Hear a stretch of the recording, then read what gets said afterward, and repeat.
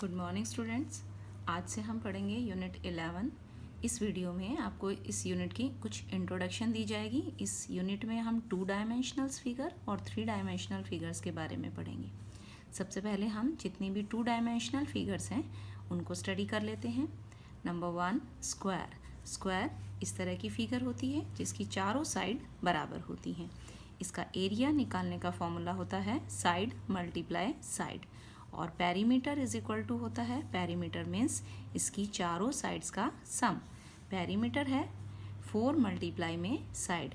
ये फॉर्मूलेज आप पहले भी पढ़ चुके हैं छोटी क्लासेस में। Number 2, rectangle. रेक्टेंगल के बारे में पढ़ेंगे। रेक्टेंगल इस तरह की फिगर होती है जिसकी लेंथ होती है और ब्रेड्थ, ये दो साइड जो होती हैं डिफरेंट होती हैं, लेकिन अपोजिट साइड्स इसकी इक्वल होती हैं और हर एंगल 90 डिग्री का होता है। रेक्टेंगल का एरिया निकालने का फॉर्मूला है लेंथ मल्टीप्लाई ब्रेड्थ, और रेक्टेंगल का पेरीमीटर निकालने का फॉर्मूला है 2 मल्टीप्लाई लेंथ प्लस ब्रेड्थ, क्योंकि 2 इसमें लेंथ हैं और 2 ब्रेड्थ हैं, तो आप इस फॉर्मूले से भी निकाल सकते हैं, या 2 बार लेंथ को और 2 बार ब्रेड्थ को प्लस करके भी पेरीमीटर फाइंड आउट कर सकते हैं। Number 3, triangle.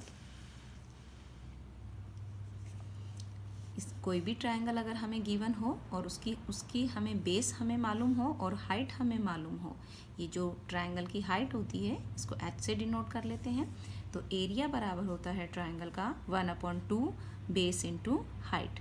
1/2 multiply by base multiply by height. और पेरीमीटर ट्रायंगल का है सम ऑफ साइड्स। इसकी जितनी तीनों साइड्स जो हैं अगर हम उनकी लेंथ को प्लस कर दें तो हमारे पास पेरीमीटर ऑफ ट्रायंगल आ जाएगा। 4th फिगर है पैरेललोग्राम। पैरेललोग्राम में आमने सामने की साइड पैरेलल होती हैं, लेकिन इसमें एंगल जो है वो 90 डिग्री के नहीं होते। एरिया निकालने का फॉर्मूला है बेस मल्टीप्लाई बाय हाइट। ये आप छोटी क्लासेस में भी पढ़ चुके हैं, 7th क्लास में भी पढ़ चुके हैं। अभी हम इसको रिकॉल कर रहे हैं और इस यूनिट में हम इसे यूज़ भी करेंगे। तो area of parallelogram is equal to base into height. Perimeter है 2 मल्टीप्लाई में जो एडजेसेंट साइड हैं उनका सम। अगर एक साइड को हम A ले लें और दूसरी साइड को B ले लें तो 2 मल्टीप्लाई में A प्लस B इसका पेरीमीटर हो जाएगा। इसके बाद है रोम्बस।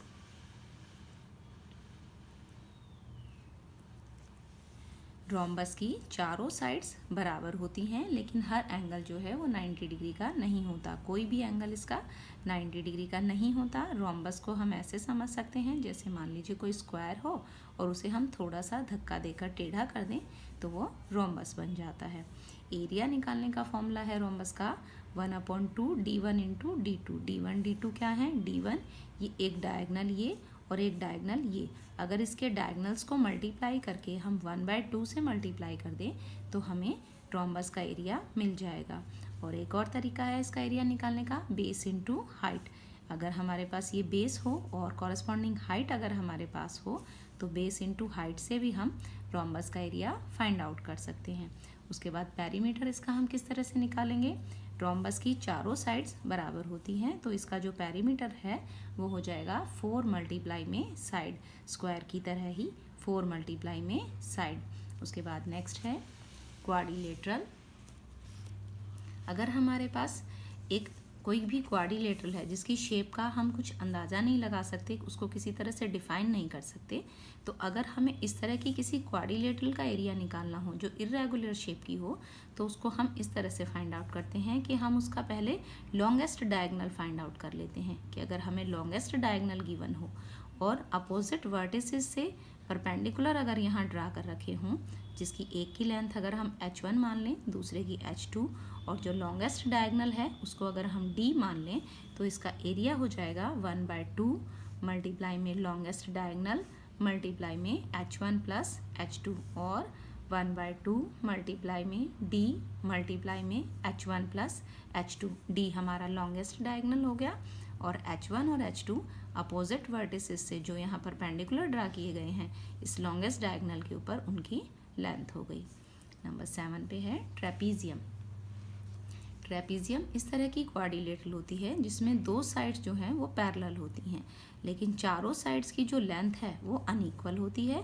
बस एक ही क्वालिटी है इसमें कि दो साइड्स जो हैं वो पैरेलल होती हैं एक दूसरे के। इसका एरिया निकालने का फॉर्मूला है 1/2 H मल्टीप्लाई में A प्लस बी। ए और बी तो पैरेलल साइड हैं और H जो है इन पैरेलल साइड्स के बीच की डिस्टेंस है।